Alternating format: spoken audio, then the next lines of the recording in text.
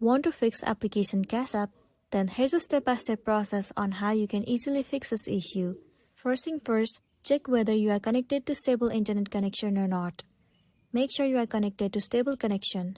If not, try using the cellular data. Once done, now the next thing you want to do is move into the application cache app.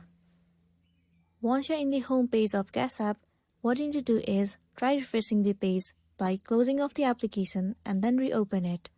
Most of the time, refreshing the app has also fixed the issue, so you might be also good to go.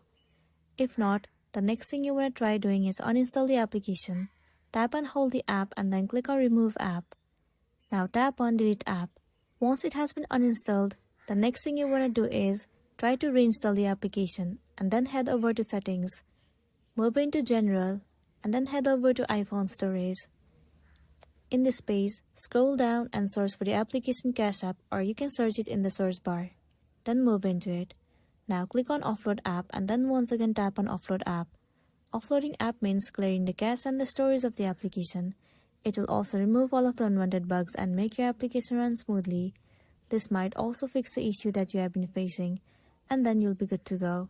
So that's the wrap for this video. If this video helped you, give it a like and check out our next tutorial. Thank you.